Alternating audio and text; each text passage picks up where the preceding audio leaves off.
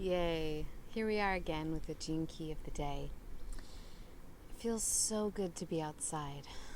And I know that our little buddy here feels the same way. You love getting out, don't you? There's all sorts of creatures around, and ducks and geese and bees, and life is just calling us to be present. And especially where the sun is this week in the 29th gene key. So we are really staying with a lot of the similar themes that we've been working with and that I've been talking about. Commitment, the 29th gene key. So Jupiter and Venus just teamed up in the 29th and then split off to tag team the moment with some whirlwind energy, bringing in the new mutation codes through relationship. And right as that is happening, then the sun enters that sandwich point right between Jupiter and Venus in the 29th gene key. So more on commitment. How can we go deeper? I love the simplicity of this 29th key and its transmission of how fully present am I in the moment? How fully am I giving my life force into this now? Or am I withdrawing my energy and staying somehow half-hearted on the edge of my experience?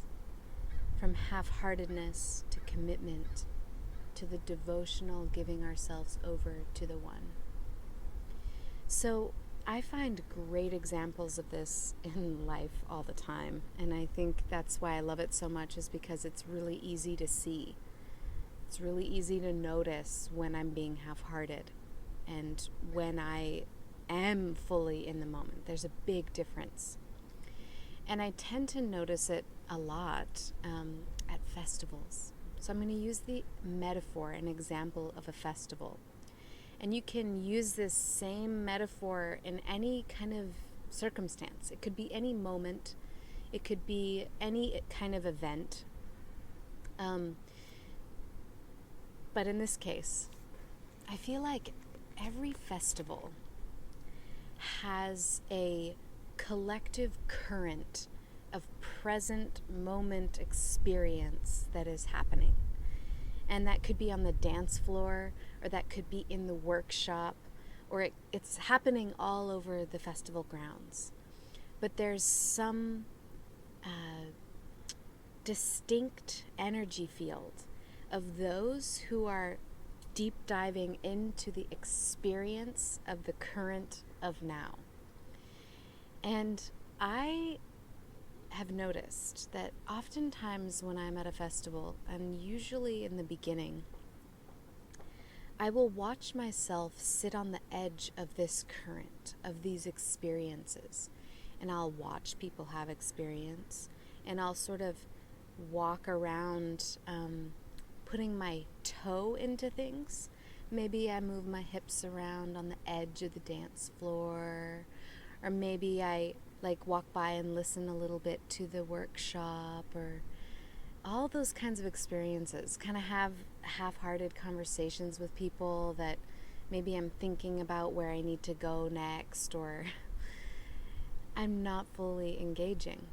And it always comes so clear to me when this does shift, when I fully give myself into the experience of something, that I choose something.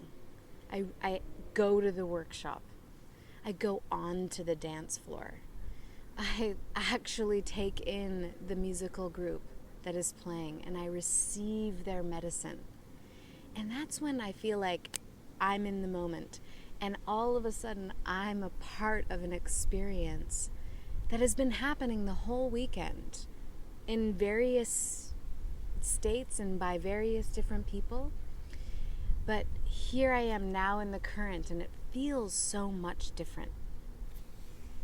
So use that as an example for different things in your life. How can you tell in your day-to-day experience how fully you're diving into the moment, and or how much you just sitting on the edge. That's okay. Sometimes we just have to sit on the edge to decide whether we want to jump in or not. Also, containers of relationships I wanted to bring up, because this key has a ton to do with relationships, of course. And it understands the dynamics of relationships very deeply. And of course, commitment is this like word that we have in our relationships that oftentimes feels really scary, especially for new relationships and, even old ones, I suppose. There's a lot of different connotations that go on with that. And so I just wanted to kind of speak to like any of the new couples that are out there that are navigating that very uncomfortable space of here we are engaging in this new relationship and we feel so much love. And there's such a beautiful, incredible thing that we've just discovered in each other. But what does that mean about the future? Are we going to be together? Are you going to have my children? Are we going to get married? Are you the one? That pressure. Gosh, that's such a crazy thing to navigate in the beginning of a relationship. So I had a friend tell me a really cool idea.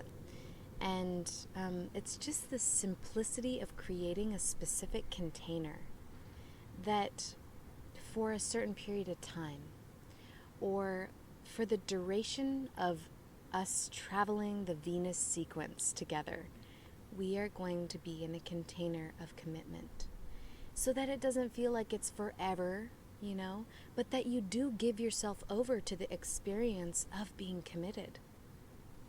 So I just wanted to open up that inquiry and possibility of experimentation, exploration, and just playing with the containers that we create for ourselves to feel safe and relax into the fact that sometimes we really do want to fully commit. And that can feel really good. Because in the end, we're just devoted to the one true heart. And that devotee of our love can actually be a healthy mirror that just reflects back our own divine essence. So the sun has come to shine on me right now, and it makes me really happy because I was feeling a little crunchy before, and now it's just softening my heart. Thank you so much. Enjoy this week.